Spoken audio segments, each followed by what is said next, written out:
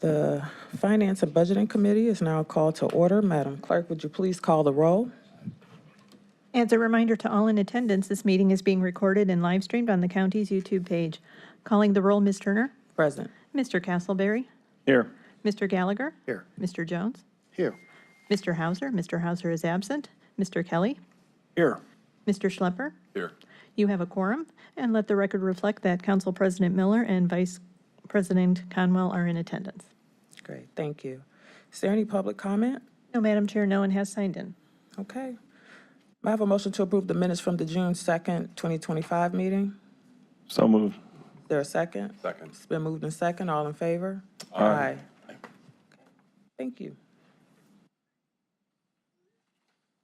The first item will be a discussion item, and it will be an update on the Taxpayer Assistance Program. Good afternoon. Good afternoon, Madam Chair, members of the committee and council. It's good to be with you all this afternoon to give an update on the Taxpayer Assistance Program. We have queued up a presentation that is going to look a lot like the one we give you in the first quarter. We've got some updated figures to share with you, as well as some thoughts and notes on our experience with the program to date. So just to get into that, as a reminder, what the Taxpayer Assistance Program is a 2-year pilot program that consists of a up to $10,000 one-time grant to taxpayers who are already certified tax delinquent, who are over age 70, and who make $70,000 or less per year. So those are kind of the three legs of the stool. If folks qualify under those, they're eligible for assistance. We have earmarked up to $500,000 in administrative costs and up to $2 million in support funds for the program for each of the first 2 years of the pilot. What makes this unique is, though, in addition to just that grant funding, there is an element of this that requires folks to receive financial counseling services from a qualified provider. Our partner in the program is CHN Housing Partners, and their process is in the next couple of slides here, just to kind of give you an overview of what that application process looks like. Applicants are processed on a first-come, first-served basis, with some allocation dedicated to each district of county council. They must make their application through CHN's online portal. They provide a lot of relevant information, their parcel ID, contact information, demographic information, proof of residency, because folks do have to live in the home to be eligible for the program, and proof that their income meets the thresholds. So once they've kind of checked all those boxes, CHN reaches out to contact folks, again, in the order that applications were received. They do a triage and an assessment, and then respond to us and let us know where folks are in the process. If and when they are approved, we receive a check for the amount that they are approved up to, and then they must complete housing counseling services with one of CHN's counselors. Those counselors are HUD certified. They review the applicant's housing goals, current finances, basically their financial condition, and again, they're making an assessment: is this person going to be able to not only get current on taxes, but stay current on a go-forward basis, and they create an action plan and do some additional follow-up with them after that point. So that's the rough outlines there. I'm sure I butchered that. Nina Hauser is here from CHN, so we may ask her to answer any questions about the process, but that's the broad strokes of what that process looks like. This is the plug-in point for folks through the county's website. There is a landing page on the treasurer's page that kind of gives some information about the parameters I just ran through with you very quickly, and provides a link over to the application portal. This is what the CHN website looks like, where folks are actually completing this information. It is a robust application. I believe that there are 9 pages of information that we ask for here. So we're getting pretty clear views on who's coming into the program. Again, I mentioned the structure. It's a 2-year pilot. The total budget of $5 million is $2 million a year for direct assistance and $500,000 for the counseling services and support. The funding comes from our Delinquent Tax Assessment Collection Fund, and we are planning to earmark a part of any unused funds at the end of the year for lack of a better term, a hardest hit fund or hardest hit category for areas where we might have overflow or excess applicants outside of individual council districts. So As a reminder, again, this is a breakdown of what the distribution of need looked like as of January when we started fielding the program in full. We had what we thought were around 4,000 parcels and about $26.5 million eligible. That eligibility criteria was based on distribution of homestead applicants as well as their delinquencies in the county. So we had our GIS service map this out for us, and that's where those figures come from. So updates for the quarter. As of today, what's on the screen there is what you see. We have received 350 applications, of which only 60 have yet to be touched in some way, so they're working through those. There was a backlog initially in terms of getting off the ground, but we're in a process point now where those things are starting to go a little more smoothly. Files with an administrator, there are 26 of those. 104 have been filed with a counselor, and 160 have been withdrawn for some reason or other, which I'll cover here shortly. You saw the distribution by council district, I think, but in case you didn't, the majority of those are in council districts 8, 9, 10, 7, and 3, and then there are outliers elsewhere, and we have that mapped here for you shortly as well. So the funding distribution breaks down this way by district. In total, we have allocated $419,000 in change in direct assistance to this point. That's about 20% of the annual goal that we have for the program. So not tracking one for one in terms of where we are in the year and where we are with the distribution of funds. Having said that, and I'll refer back to the yellowed portion here and then the application slide previously, there are still around 120 that are either in review or need to be reviewed. If that tracks with kind of what we've seen thus far in the program, we would probably be somewhere at about 40% of our allocation of the funding. So again, not quite 50, but it is likely to track a little higher as we move forward. Next page here is the withdrawn applications. As I mentioned, there were 160 of those. You will see that they're broken out here by category. What I would point out to you is that the largest category of those are that the tax balance is not yet certified delinquent. That is going to change in Q3, likely for a lot of these folks. At the point that they become certified, which is where they have been unable to pay their taxes for a full collection cycle, that would be a trigger for eligibility for the program. So we expect that those 40 some odd folks would become eligible at that point. We do plan to do some continuing outreach with the other categories here. You'll see that the other ones that potentially would be flagged for additional touches would be missing documentation. We have been doing follow-up with folks who had something or other missing, and we'll continue doing that. If there was insufficient income at the time, of course, that circumstance can change and we can reevaluate that. Or if the client declined for some reason or other, again, circumstances change. So my staff, CHN, continues to do outreach to those folks, and we expect that there will be some additional applications that come out of that withdrawn pool as we move forward. So that's the data. The data maps this way.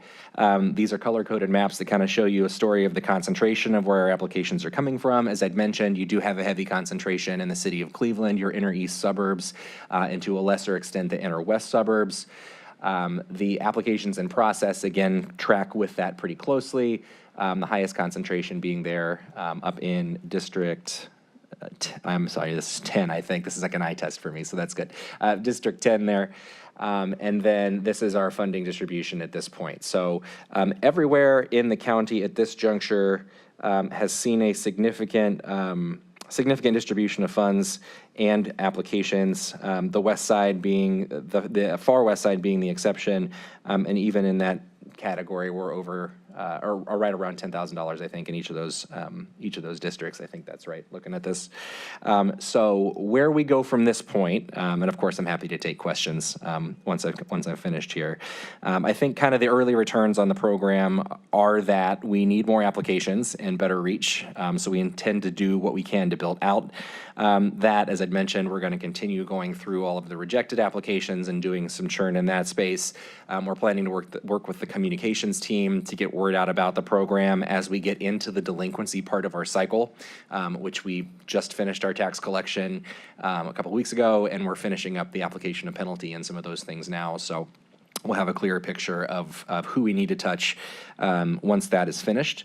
We're working on improving our data sharing and getting as close to real time as possible with our data access to CHN systems and to turn our applications as quickly as we can. I know that's been a pinch point at various points, especially early in the production process here. So that's something that we're working with them on improving.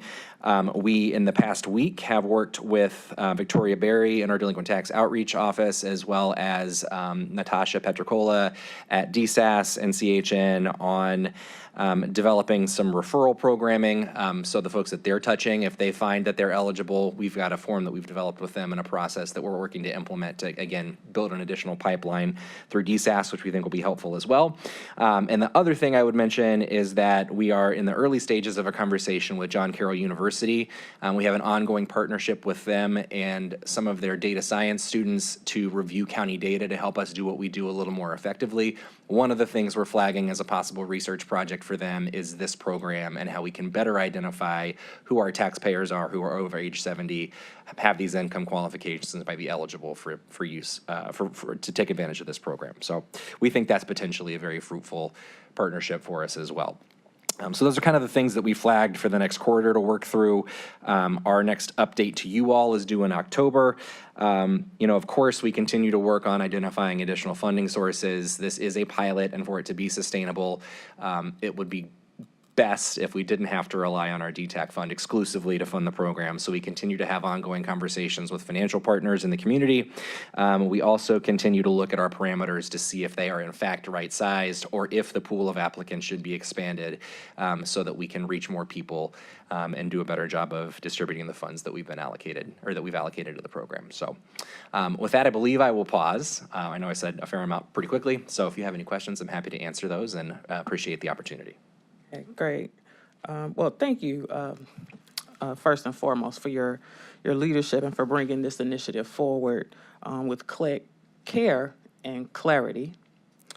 What stood out to me today is not just the structure of the program, but the spirit behind it. And we continue to meet people where they are with dignity and support. That's appreciated. So often government feels out of reach. And I think this program brings it closer to the people who need it the most. I hope that this is just the beginning of how we think creatively about economic stability, housing, security, and aging in place. And I'm grateful for the collaboration with CHN Housing Partners and look forward to seeing how this effort grows and evolves. With this pilot rightly centering our older residents, I'm sure I've said this before, those age 70 and up. I know that there are many others in our communities that are struggling to stay current on their property taxes, and I hear from them often. I am one. Mm-hmm. Understand. I see this as an important step toward a broader conversation about long-term housing stability and how we can scale programs like this to meet more people, which you just said, where they are. And with that, I'll open it up to my colleagues for any questions or comments. Councilman Kelly. Chair. Mr. Treasurer. I'm just curious, with the tax having been due on July 15th, I believe it was, how is it, how are they coming in? Are there a lot that didn't? I'm just curious. Yeah, through the chair to the councilman, it's a question that's on a lot of folks' minds right now, particularly in the context of budget. What I am able to share with you is that the data that we have to this point, and again, we're still kind of doing final calculations, we are applying penalty today for later, anything that arrived in that last 10-day period after the collection ended.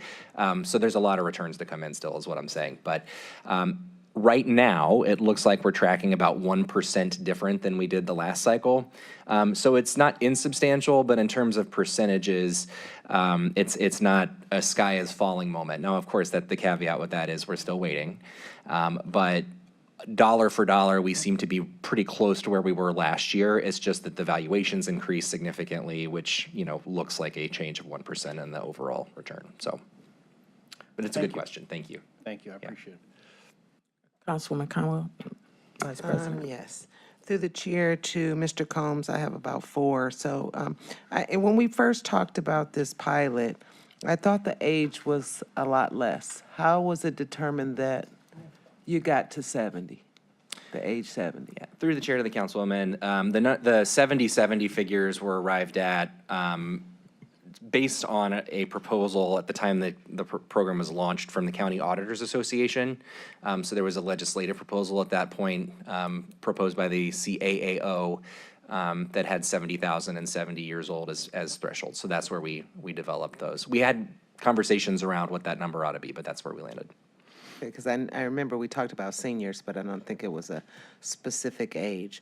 Do you know, does your office know currently now how many in Cuyahoga County that we have 70 years old, or older? That's delinquent, I guess. Through the chair to the councilwoman, that is a little bit of a difficult math proposition. And I'd mentioned that we're planning to partner with John Carroll to look at that. We don't have data sets, we don't track age in our tax data set. And so we have to match up our data sets with other data sets that kind of make a best guess at that. That's what the map from January was based on. It was looking at our homestead, which is an imperfect figure because that's 65 and greater, as well as our delinquencies. So we're working to figure that out. I think, you know, we are finding that there is, of course, more need than just within that age demographic. So that is one of the things as we close out the program's first year that we'll be looking to potentially come back to council to ask for adjustments on. Okay, because and I don't know if you want to partner with a school district or anything like that, because this is all hurting all of our levies, right? So second question through the chair is, any thoughts of continuing this pilot beyond the 2 years? Through the chair to the councilwoman, I believe that we have the intention to do something for our taxpayers going forward that is based on this structure. What that looks like, I think, is to be determined on a number of factors, what the available funding is, if we're able to get buy-in from the greater community, you know, outside of just our delinquent tax fund, some of those other things. But I do think there's a commitment from the folks that I work with every day to continue doing the work. So in thinking that thought process, you know, the DTAC dollars and all that, any conversations with the state or anything like that, and how they would, you know, assist? Yeah, through the chair to the Bringing council, I've had a number of conversations with the Treasurer of State's office on various ways we can get at these concerns. So those conversations are ongoing. We also speak regularly with, you know, the housing advocacy community in Cuyahoga County, the Land Bank, others, about ways that we can be of assistance and kind of leverage our tools locally. So we are actively thinking about that and working on things. Because this is not, how, it was housing last year. I think this year it's been property taxes. Yeah. Everywhere we go, Right. someone wants to have a conversation in regards to, so collectively, we all need to do something.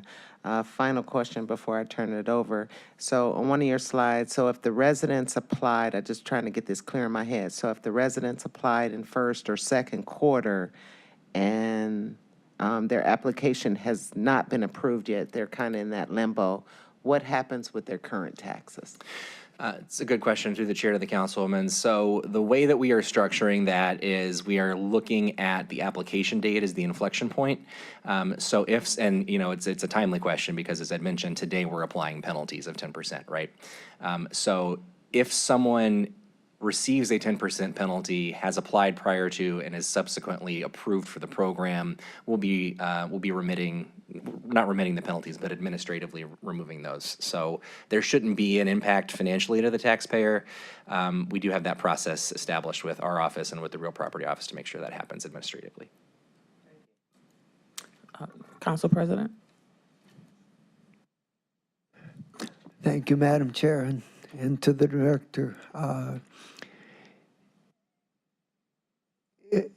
If somebody was not eligible and withdrew their application, for example, if they were not certified delinquent at the time, and then in the next reporting, they become certified delinquent, does their application automatically get reactivated, or do they have to do something to reapply? And if they have to do something to reapply, how do they find out that they're now eligible and should reapply? Through the chair to the council president, We have everyone's contact information now who has applied. That was part of what we asked them for, is a phone number and an email. So we will be reviewing that delinquency list once it's updated in the fall. And it's our intention to reach out to those folks and let them know, hey, you know, you might not have been then, but you are now. Are you interested in the program? And ask them to consider that. So we won't require a new application at that juncture. I haven't discussed that with my team yet, but I'm pretty confident I can say that out loud looking at them.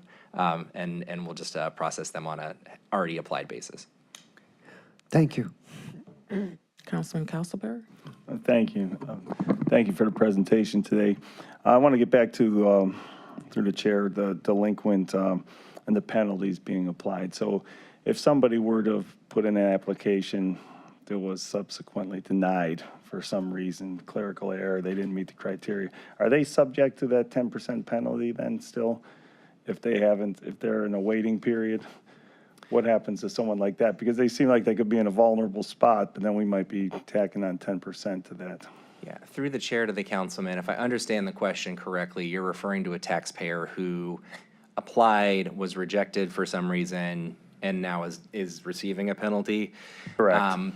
You know, provided that they don't become eligible again, that's always kind of the caveat. And it's one of the conversations I think we have with people when they're applying is like, this isn't a guarantee. You know, you can plan on the support being there for the program existence, but not necessarily in your case. So that's, you know, I hear what your question is, I think, but for that taxpayer, this particular thing is not an option. So yes, to answer your question, So they are would still have the subject 10% penalty. Yeah, they yes. could be subject to the penalty. Yeah. Okay, because that just seems like it could be a tough situation, depending on what their individual circumstance. There's a million different things that could happen, I assume. But Right. Well, and again, through the chair to the councilman, one of the reasons we established the program was to give us an opportunity for an inflection point with people, for them to reach out to us, because even if they're not necessarily eligible for this program, they probably potentially could be eligible for a delinquent tax contract. You know, there's other tools that we can apply to assist them. And so, you know, hopefully at that point, they're able to take advantage of those things, even if this one isn't the tool for them. understood, thank you. So like you said, this one might not be the right program, but there's something we can do to help them. Because obviously if they're reaching out, there is most likely a need there. Absolutely. So, thank you. Any other questions? Councilman Schlepper? Get my mic. I keep forgetting my mic today. Through the chair, I just had two questions. One is a little bit more of a, I guess, philosophical question. And I'll just speak openly. Last year, my taxes went from $7,000 per year on my home to $11,000 per year on my house, which is about between $525 up to $915 per month is what I pay for taxes on my home. The reason that I am okay with it is because it's cheaper than private school tuition based on where I live. But for folks that qualify for the homestead exemption, from your perspective, is there any opportunity to, let's say, lock in certain rates in perpetuity for people that would qualify for the homestead exemption? So let's say nothing has changed. Their income has not changed. Their household size has not changed. None of those tenants have changed. But let's say they're in a situation where their home has increased in value significantly, even if they've done no repairs, even if they've not enhanced their home in any way.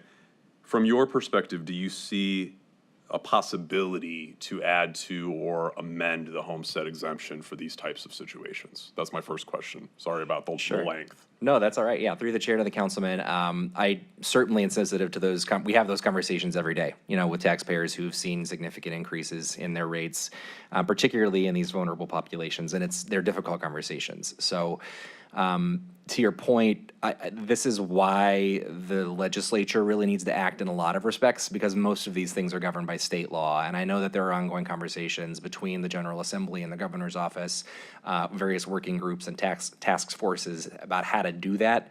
And a lot of legislative proposals are still floating around in Columbus, one of which is the sort of thing you mentioned there with a locking in of a certain number or a certain percentage of income. We're kind of in wait and see mode in a lot of respects with what the legislature will do with some of those things.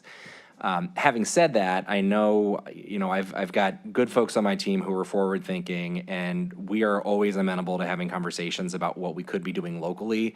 So I leave that door open to have conversations with each of you, individually, jointly, and severally about proposals that might work for us. It's always going to be, where's the money coming from? How do we pay for things? What does that look like? But I do think it's part of our duty to have those conversations if we're able to. So absolutely, door open for that. Thank you very much. And then my second question through the chair. So does this program coordinate with the prosecutor's office and the foreclosure magistrates to identify situations that might be eligible for this program? Yeah, through the chair to the councilman, we have a specific group of folks that we call the Delinquent Tax Outreach Team that is housed in the prosecutor's office on Lakeside, and they work very closely together, both on this program, but just on our delinquency processes in general. So if there are referrals that can be made for contracts or those sorts of things, we consider it a win in a foreclosure action if we're able to get somebody on a payment contract and keep them in their house. Like, that is a positive outcome. That's what we want. It's not necessarily about, did we get every last dollar out of that legal action? So that's something that we are very proud of and continue to work on. Councilman Gallagher?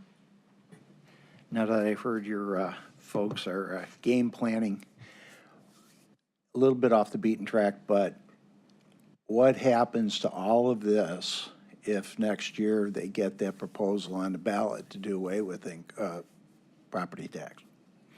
Through the chair to the councilman, I don't have a crystal ball and would not speak to what happens if we don't have a property tax in the state of Ohio anymore, other than to say services are still going to be required. There will still be roads and bridges and schools and police and fire and all of those sorts of things. So a lot of thought has to be given to how we do government.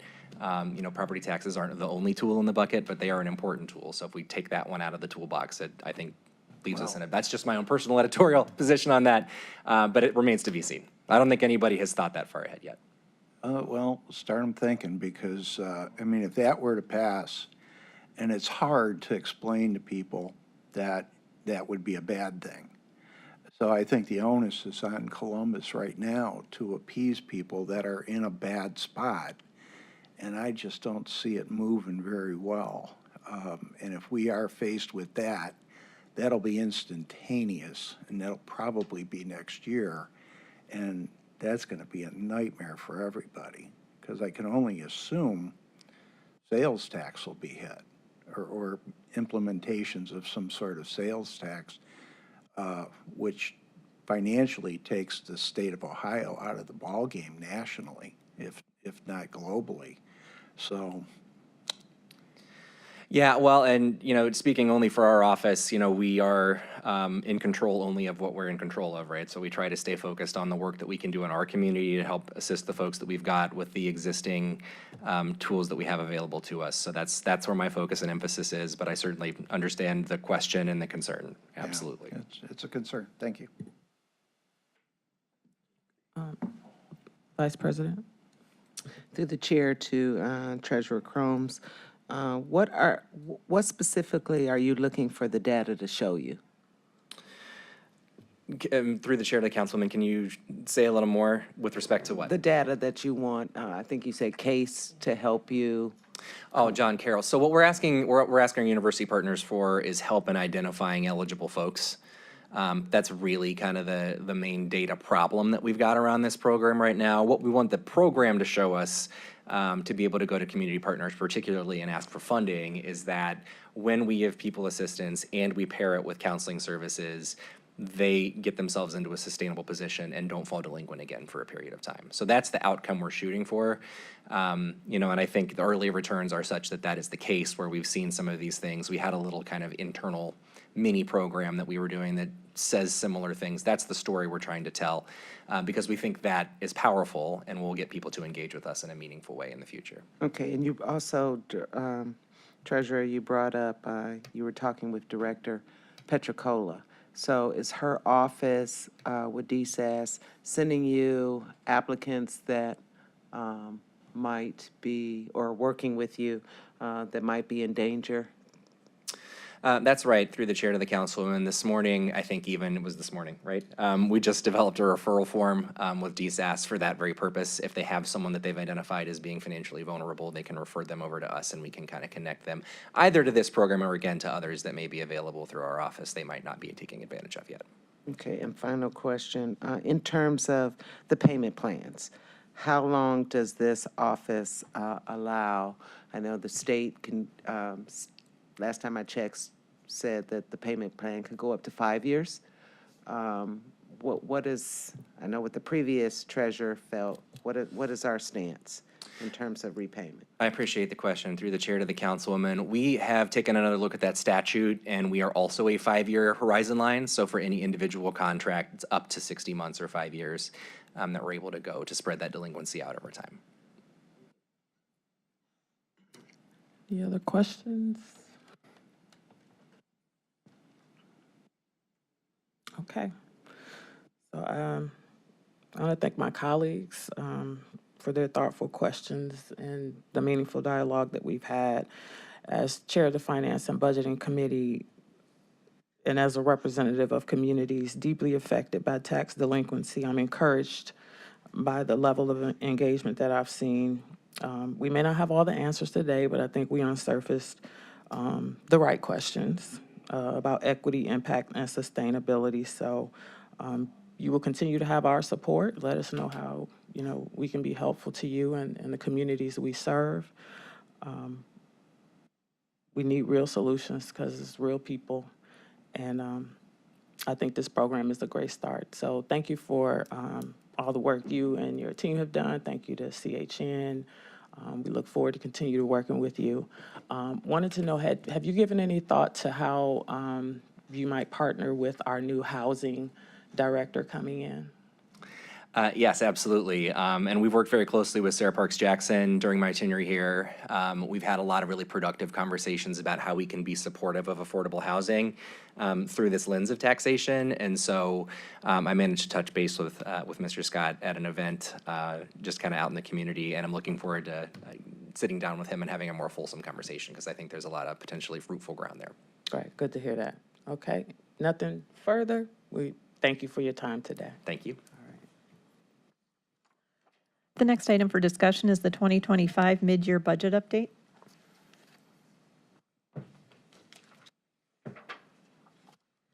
Good afternoon.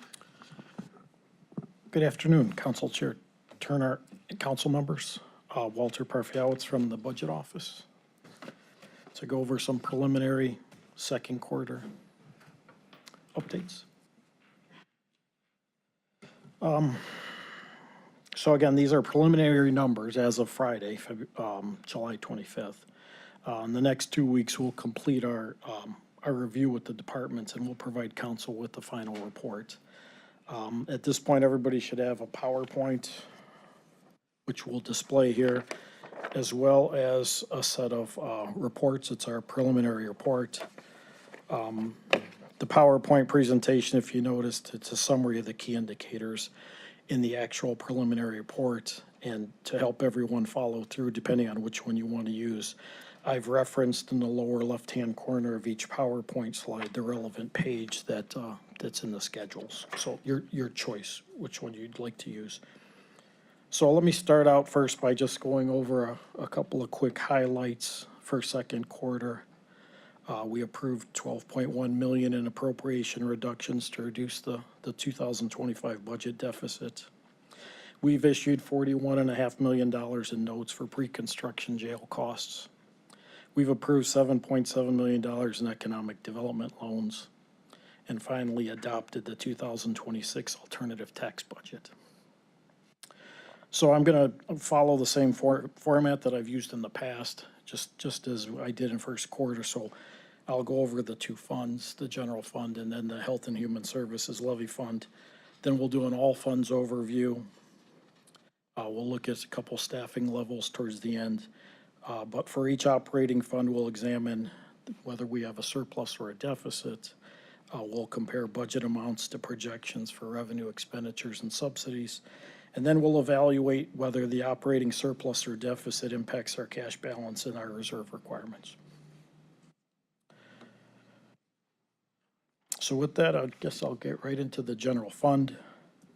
So we showed some improvement here. The general fund is projected to end 2025 with an operating deficit of $47.3 million. This figure is derived by comparing, as you can see on the chart, projected revenues of $637.6 million with projected expenditures of $684.9 million. Included again in projected expenditures are $32.6 million in remaining ARPA expenditures. If you back out the ARPA expenditures of 32.6, the projected deficit narrows to $14.7 million. It's the column on the far right. So now I'm just going to get into the revenues and the expenditures, and we'll talk about subsidies, and we'll go over the ending cash balance. So this chart's revenues, again, projected to total $637.6 million, $1.3 million or just 0.2 over budget. The key variances or the major variances are in a couple of the categories. Charges for services projected to total $104.8 million. It's $5.1 million or 4.7 under budget. I'm seeing the major variances to be in areas of conveyance, recording, auto title fees, and also in our indirect cost chargebacks to the individual departments. Interest earnings projected to total $30.1 million. It's $5.3 million or 15% under budget. I will provide some more detail on that when we issue our final report. I think that's going to be a combination of things, including our investment earnings as well as the Star Ohio rate. The third largest category, intergovernmental, projected to total $82.3 million. It's $10.9 million, 15.3% over budget. And most of this, I think you guys are aware that state public defender, the reimbursement rate, 93% for the majority of the year so far this year, is going to dip down to 82 starting in July. But still a good, healthy number for this year. And 82% is still a pretty good reimbursement rate from the state public defender. So I like this chart. It's sales taxes. You noticed on the previous chart, sales tax was not a significant variance. So I didn't really speak on it, but I do want to go over this chart because while sales tax did not have a major variance, it still makes up 52% of our general fund revenue. So here we have these are gross sales tax collections for 2024 and 25, basically a comparison. So if you notice the bottom line, through June, we had a 2.5% growth over 2024, which is what we had budgeted for the year. And now, but through July, I just got July's number not too long ago. Now we're down to 2.3, so we lost 0.2 just in a month. We're hoping this collection rate improves for the rest of the year and we can at least get back to what our budget was, 2.5%. Here I'm going to shift over to expenditures. So here we're projected to total $684.9 million. It's $4.2 million or 0.6% under budget. So you see our categories of expenditures, personnel services, other expenditures, and then subsidies to other funds. So we'll look first at expenditures by budget category. So personnel services projected to total $396.5 million. It's $9.5 million or 2.4% over budget. And our biggest deficits in personnel, from what I'm seeing, at least on a preliminary basis, are in the sheriff's office and also in juvenile court. Other expenditures projected to total $211.4 million. It's $12.9 million or 5.7% under budget. And then our subsidies to other funds projected to total $77 million. It's $800,000 or just 1% under budget. ARPA expenditures totaled $32.6 million. While it's projected and included here in the number, if you take those out of there, we're projected to total $652.3 million, just $4.2 million or 0.6% under budget in the aggregate. President?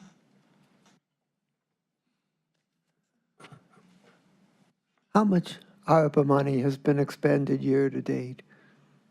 Through the chair to Council Miller, about $10 million. So then, and the projection for the year is 32,568, which is all of that's remaining. So there's about 22 million left. Is that correct? Through the chair to Council Miller, that is correct. It's actually $11 million, almost on the nose, is what's been spent this year. Okay, thank you. You're welcome. So next, we'll take a look at the departments that make up the expenditure variances. This slide details these departments' larger surpluses and the larger deficits. If you look at page 2 of the budget schedules here, there is a complete list of everyone and what the impact is. But on this slide, I only highlight the larger ones. There's a total surplus of 3.4 million projected in the general fund expenditures. The county executive department's projected to contribute $300,000 to the surplus. This projection includes surpluses of 3.9 million, as you can see in the fiscal department, and a projected deficit of $3.5 million in the sheriff's office. The elected officials projected to reduce the surplus by $700,000. This includes surpluses of $600,000 in domestic relations, projected deficit of $2 million in common pleas, and a projected $1 million surplus in the prosecutor's office. Boards and commissions projected to contribute $3.8 million to the surplus, $1.3 million from the Board of Elections, and $2.3 million from the Veterans Services Commission. Projected budget surpluses largely due to vacancies, underspending in various departments, as well as professional and contractual services. The report that we issue over the next week or so will detail all these projected variances for each department. So we'll have a narrative for anyone who has a significant variance.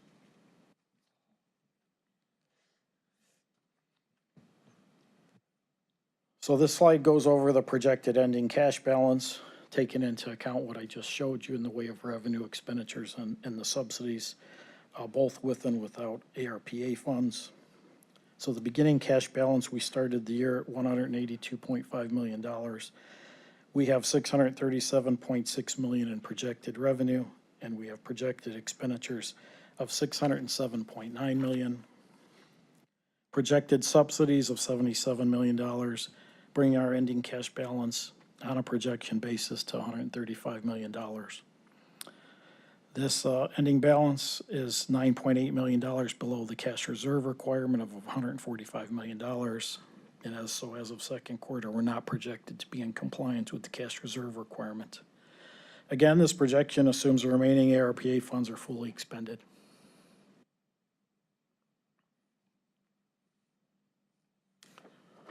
So at this point, I'd like to move into the Health and Human Services levy funds if there are no questions. Councilman Gallagher and then the Vice President. Walter, going back to, we're projecting the sheriff at $3,479,010 over budget. Through the chair to Councilman Gallagher, yes. And had this council not put the 18 million in, we'd be 21.479 million. Through the chair to Councilman Gallagher, yes, you're correct.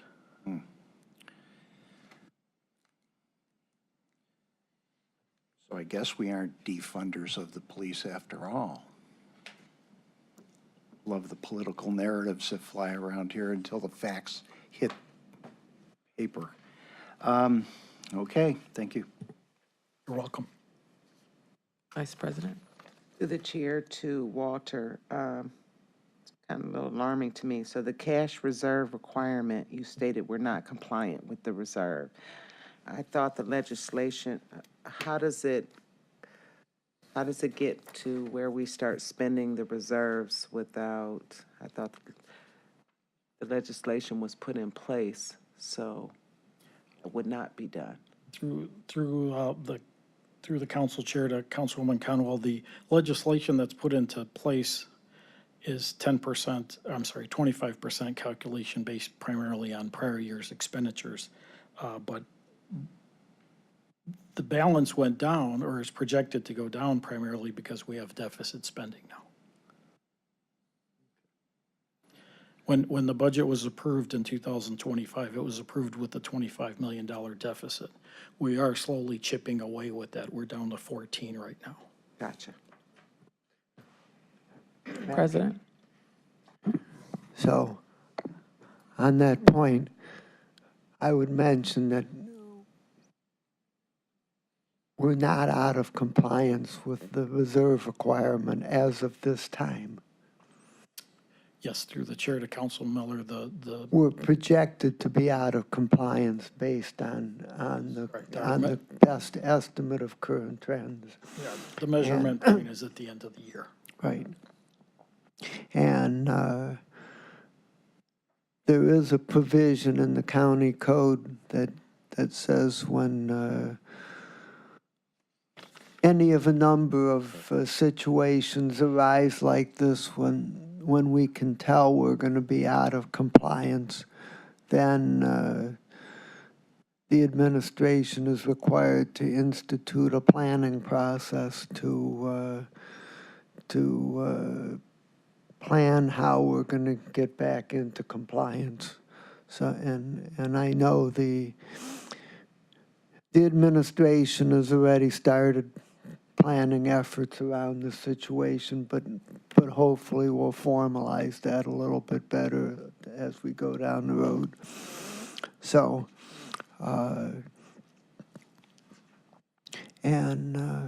regarding the upcoming biennial budget,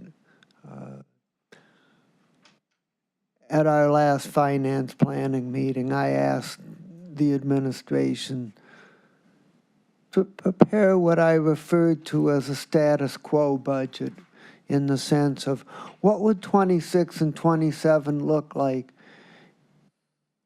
if we just continued doing what we're currently doing and not made any adjustments.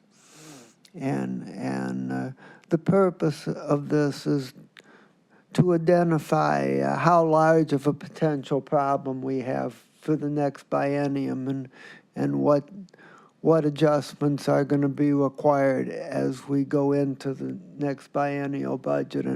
And I think those adjustments are going to be pretty large, and I think we're heading into and it's not just us. I think it's everywhere. We're in a situation where numbers just aren't working as well as they used to, and trends are going in the wrong direction in a number of areas. And so the earlier that we recognize it and begin taking serious action, the easier it is to deal with. So we're gonna have to work on that going forward.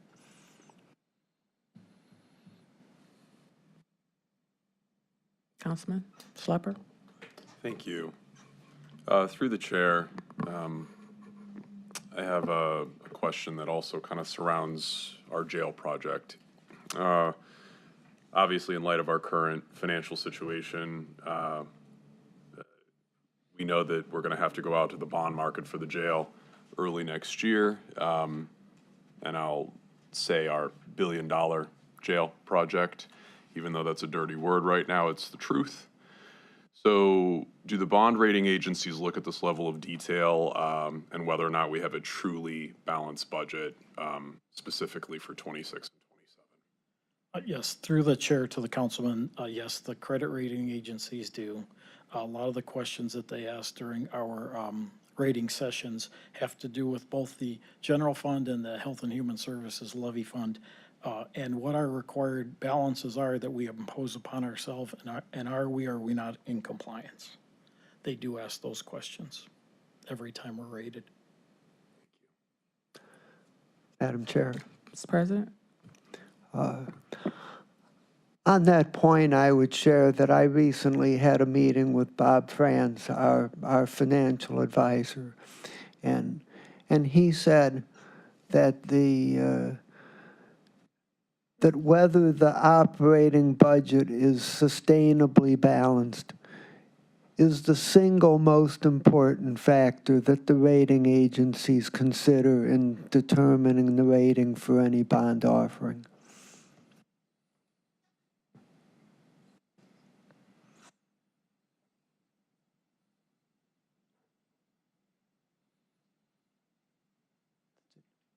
Okay, thank you for the comment. Proceed. Okay, at this point, I want to flip over to the Health and Human Services levy where we have some problems there as well. I'm sorry to report through the chair to Councilman McConnell. Okay, Health and Human Services levy projected to end 2025 with an operating deficit of $18.9 million.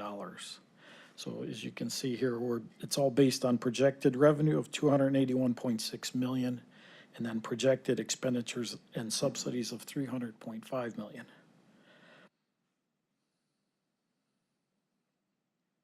So this slide highlights the projected revenue, and there's not much change here from what you saw at first quarter.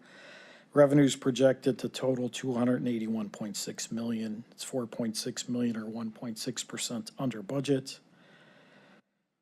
Three real categories here this year. Intergovernmental, which is really the homestead, projected to total $15.1 million. It's $900,000 under budget. The budget there was $16.1 million.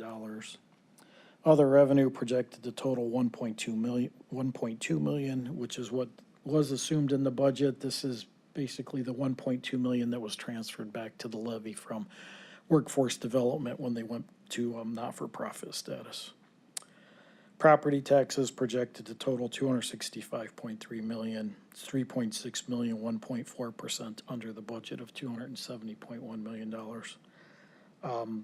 This number has not really changed from first quarter. It's due to delinquency, what I reported previously. So, I mean, this chart is virtually identical to what you saw at first quarter. Madam Chair. President Miller. Going back to the previous slide. Yes. On other revenues, since the budget, the actual, and the projection is the same, it would appear to me the variance percentage should be 0 as opposed to 100. That's a formula error, Council Miller. Thank you. I will correct that. Okay, thank you.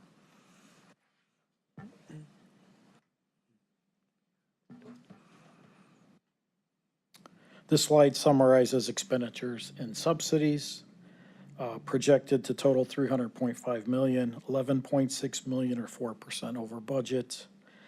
The majority of the projected deficit stems from subsidies that are really going to other funds. So really what we're going to look at in the next chart is what's going to juvenile court, for example, versus the Department of Health and Human Services.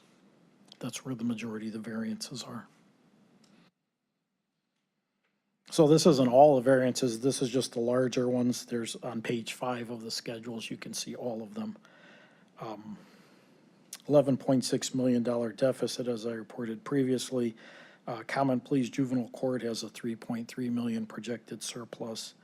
Job and Family Services has a $3.9 million projected deficit. That's due to the additional hiring of caseworkers. Children's Services has a projected deficit of $14.5 million. That is due to the board and care increases that we approved this year. And both Early Childhood and Homeless Services, they both have pretty healthy surpluses, $1.2 million in early childhood and $1.1 million in homeless services. Again, page 5 of the schedule will give you a complete list. And when we issue the final report, it will have the report of every department as well as some narratives as to where these surpluses or deficits are coming from.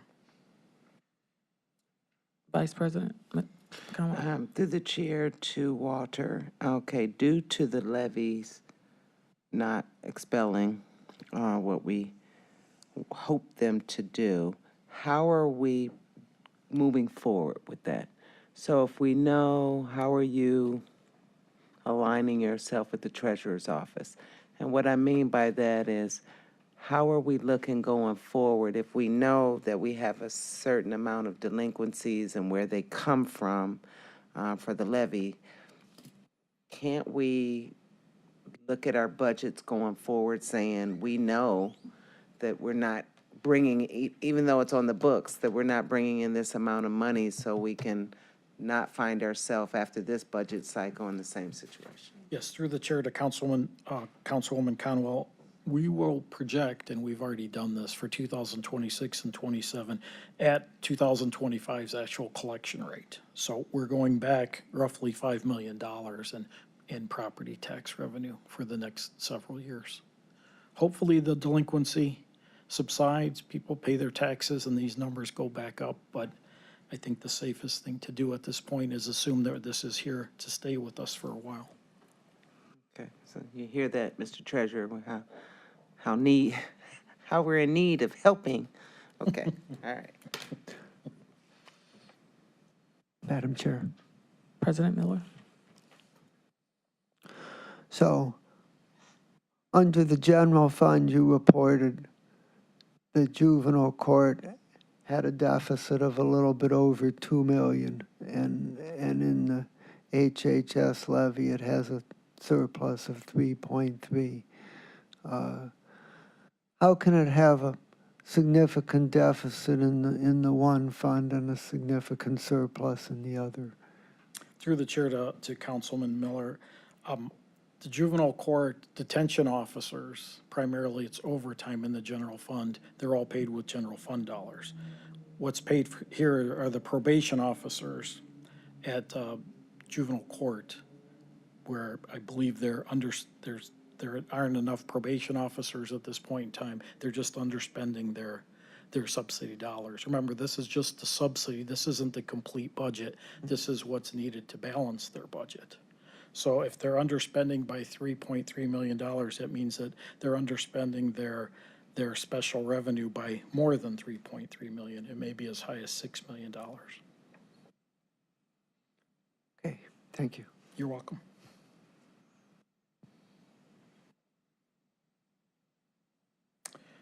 This slide outlines the Health and Human Services Levy Fund projected ending cash balance. So again, same numbers that you saw in the previous couple of slides. The beginning cash balance, we started pretty healthy at $41.1 million. Projected revenue, 281.6. Projected expenditures and subsidies of 300.5. Projected ending cash balance, if everything materializes here, would end at $22.1 million. Just as in the general fund side, this projected ending cash balance is 6.3 million below the cash reserve requirement of $28.5 million. Again, not in compliance with the code requirement of 10%. So we have both operating funds operating in a deficit right now, eating into the cash balance. The levy fund before I go to all funds basis, meaning everything. Okay. So when I say all funds, it includes what we talked about previously, the general fund and the levy funds, but it also includes all of our special revenue funds, our debt service funds, our capital funds, enterprise and internal service funds. So total revenue all in is projected to total 1.785 billion. It's 14.1 million, 0.8% under budget. And total expenditures are projected to total 2.025 billion, which is 96.3 million or 4.5% under budget. So the majority of the deficit is, what we've discussed previously. We've got some special revenues with some minor surpluses and deficits as well, but the two biggest pieces are the general fund and the Health and Human Services Levy Fund. $1.3 million surplus on the general fund side and a $4.6 million deficit on the levy side. And when I issue the final report, I may add to this chart, be a little more specific as to what the difference is. But the more telling piece is the expenditure surplus.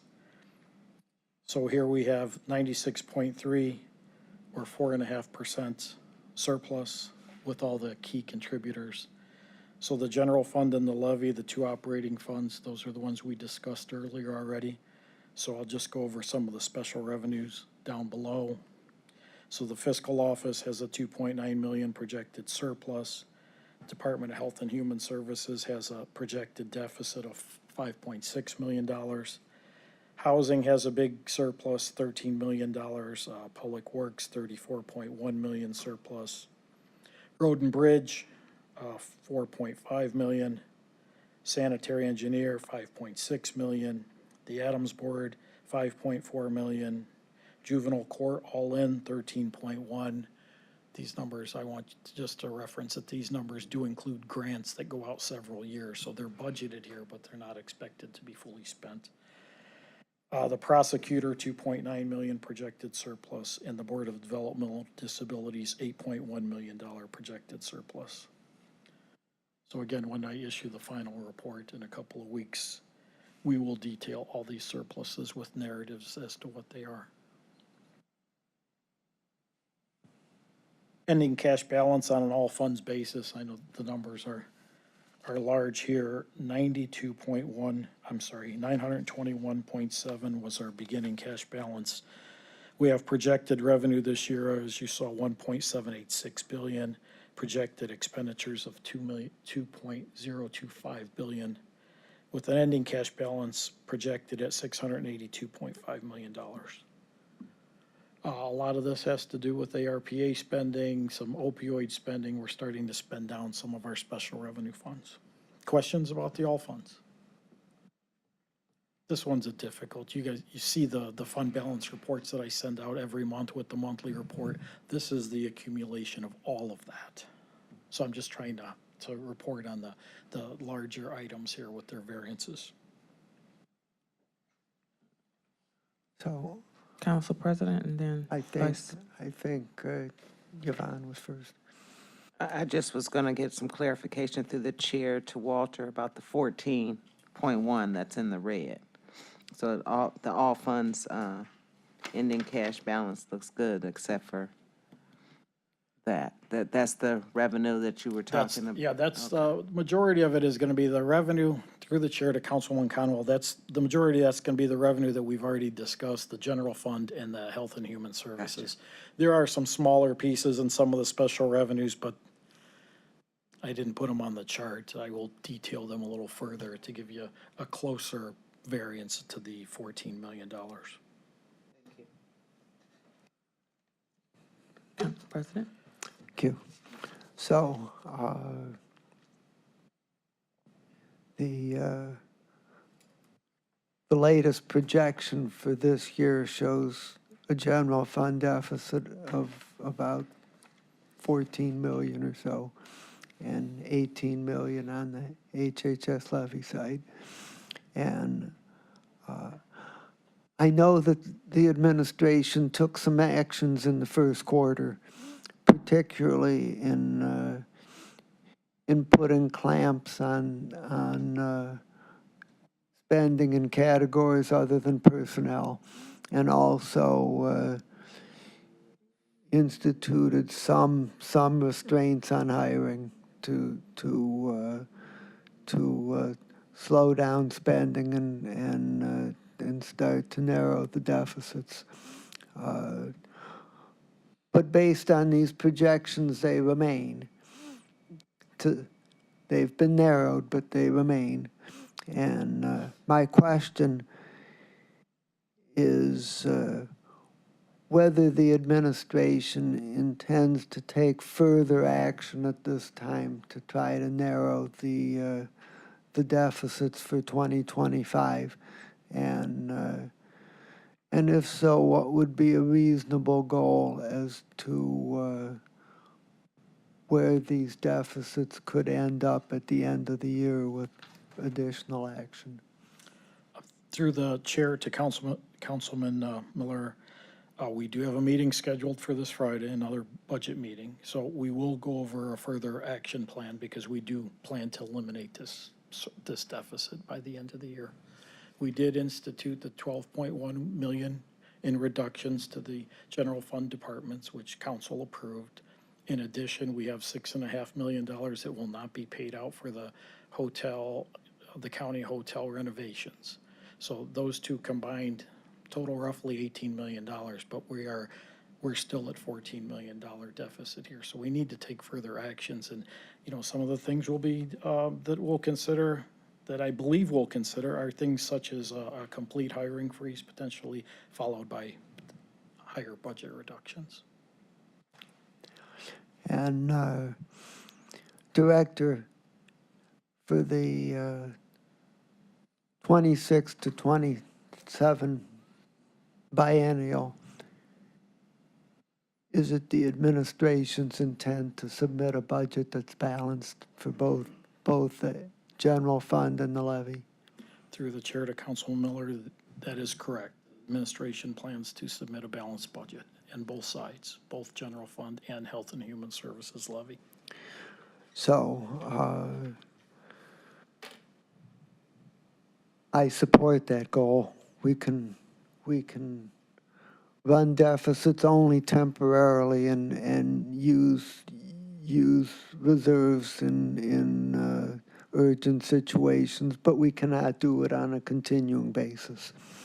The one thing that I want to particularly stress is that in the past, we've received budgets that looked balanced on paper, but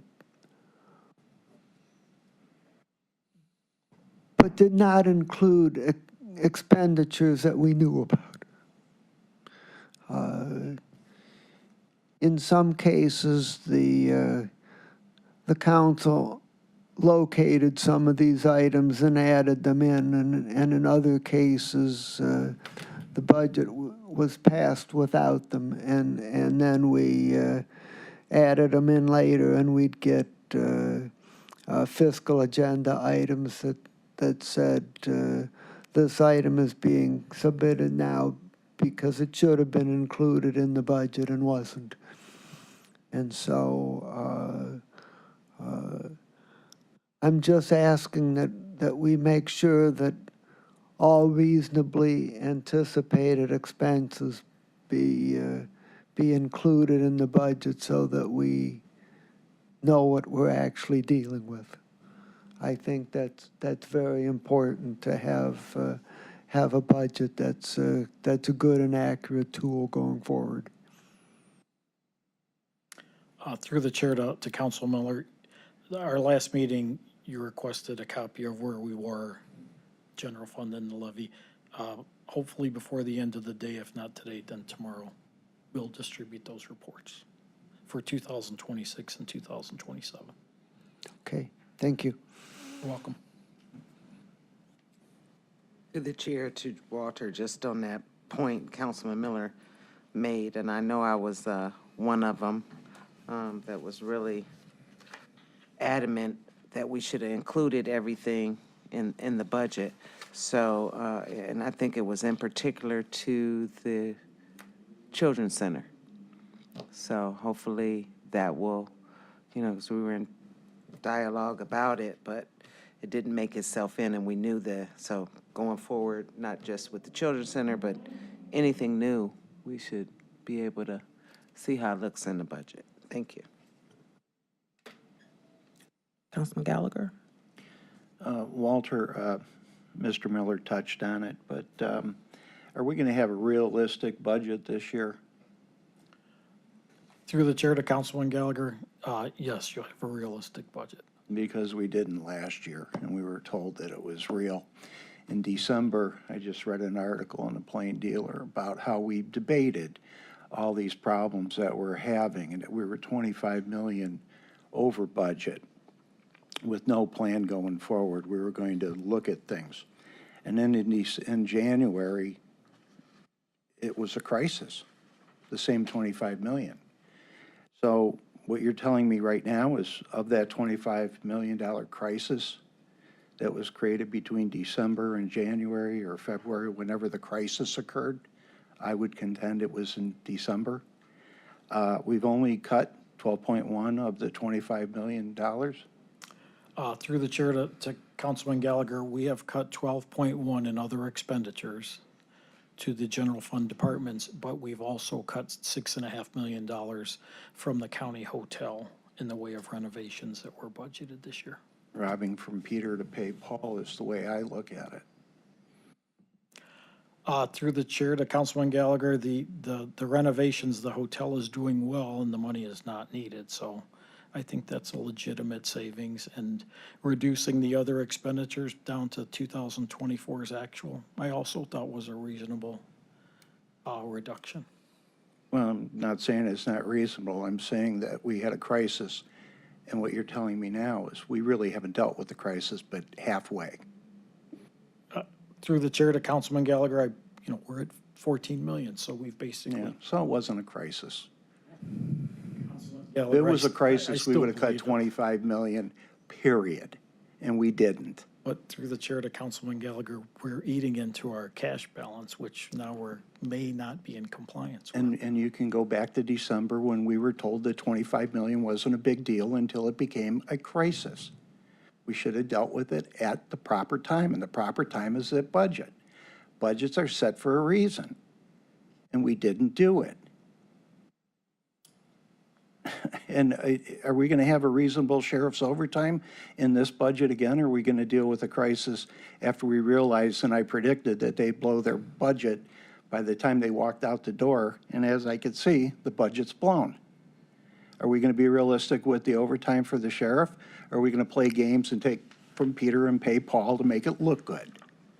Through the chair to Councilman Gallagher, currently what I have is $23 million in overtime for the sheriff's office for I 2026. would hope so, because that's realistic, and I don't think that's unfair to request that to be done of any division within the county that needs the money. We don't do it to anyone else. We sure don't do it to the courts. We're not going to do it to the prosecutor or anybody else. But somehow the whipping boy is the unelected sheriff, and that's really quite unfair to him and what he has to provide.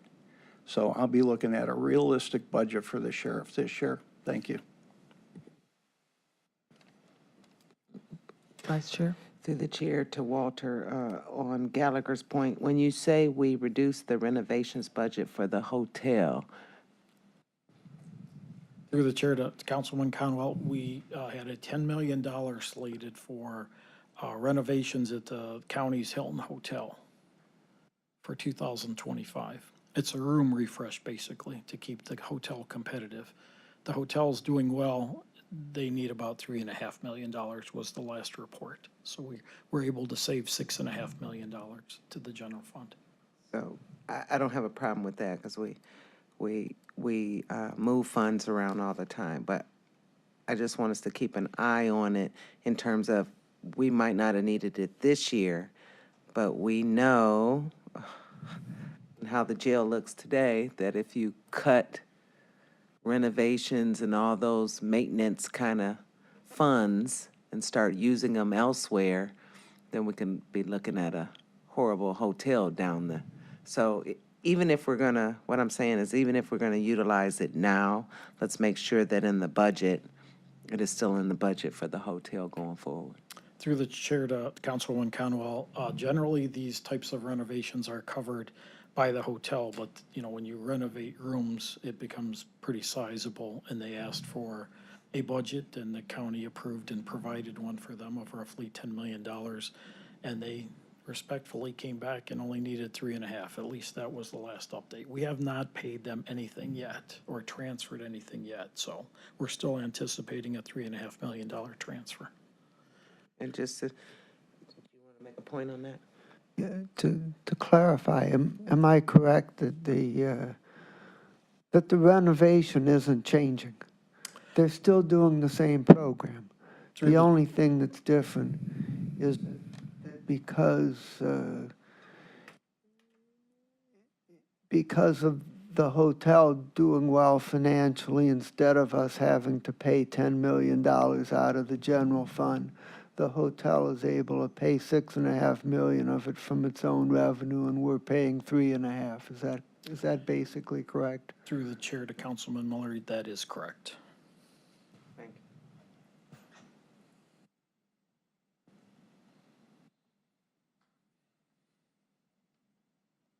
I do have one final slide. Please continue. The way we end up every presentation is with staff counts across the county. So this chart compares staffing, the larger department staffing from 2024 to second quarter 2025, so that you can see the differences in each department. If you want to look at the complete list, it is on page 8, the last page of the schedules or the reports. So here we have fiscal office went up by 9, health and human services went up by 74, human resources went up by 13, information technology 6, public works 17, sheriff 13. Sheriff and the HR basically offset one another, I believe, because, well, no, I can't say that. It's not completely an offset. Prosecutor 18, common pleas 15, juvenile court 17. Developmental disability is the only department really that went down. They went down by 9.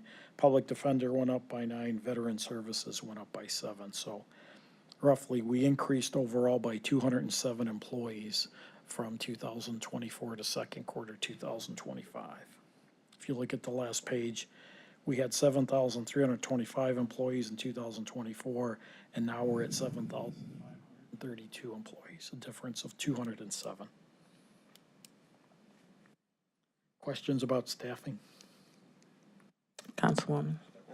Through the chair to Walter, so the 207 employees, it wasn't just an increase in their salary and their COLAs. Wasn't there also increase in rates of what they were paid? Through the chair, yes, to Councilwoman Conwell, yes, there would have been increases to their rates as well, but I just want to be clear, we added 207 employees to payroll in 6 months.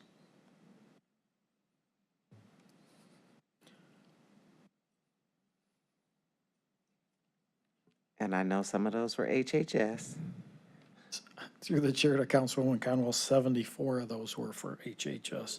The larger were JFS. They added 62 of the 74. So those are probably the caseworkers, I would guess. Thank you. Madam Chair. President. I'm going to push back to some degree on a couple of the points that Councilman Gallagher made. Number one is regarding the sheriff's overtime at 23 million. It's a very high number. To the best of my knowledge, no other sheriff's office in the state has even a quarter that much.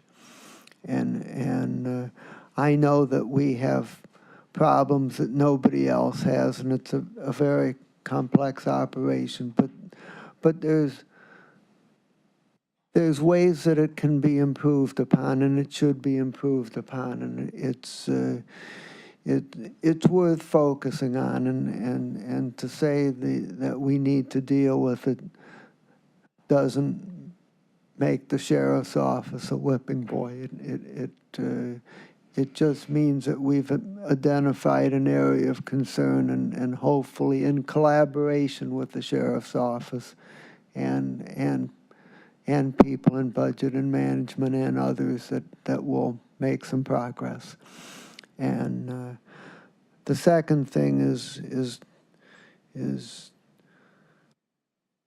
to say that the administration has not dealt with the budget crisis is not correct. Ever since we identified the size of the 2025 deficit through the update process, which is what it's supposed to do, the administration has been working to find ways to reduce the deficit, and in the general fund, they've reduced the projection from 25 million to 14 or 15 million. So obviously, there's a whole lot more that needs to be done, and we got to take it very seriously. But they've made a reasonable start. Thank you, Madam Chair. Madam Chair. Councilman. We deal with overtime with the sheriff since we've been here. It's always been an issue. But my point is you deal with it at budget time. It seems that the word budget gets mixed up with something else. And when I'm told in December that, we got 25 million, but we're going to move ahead and we're going to be okay.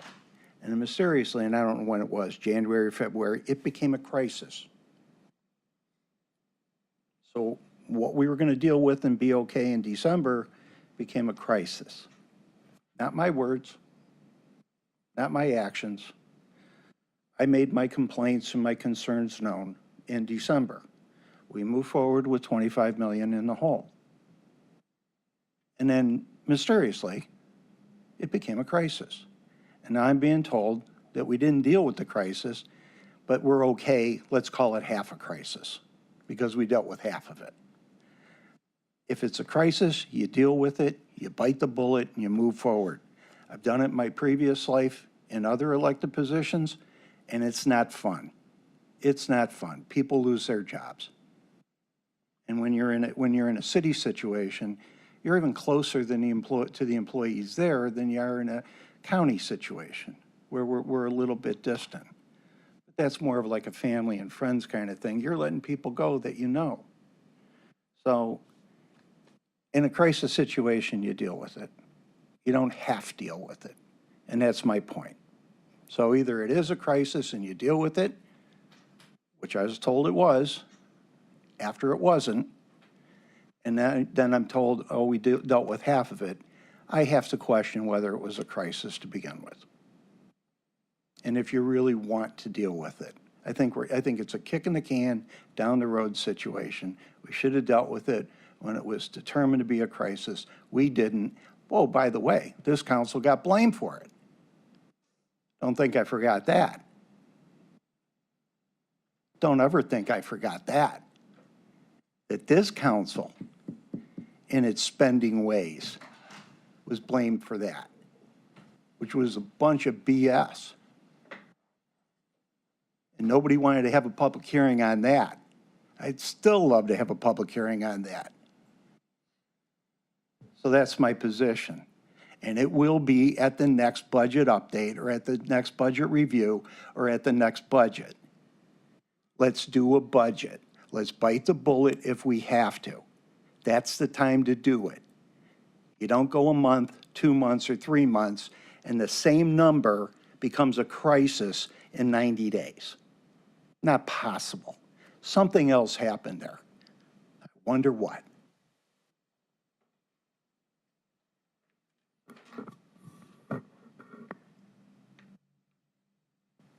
Any other further questions, comments? Turn it back over. Well, that was my last slide, so that concludes my presentation. Happy to answer questions. I should have a report out in the next 2 weeks. Complete report that details all the variances with complete narratives.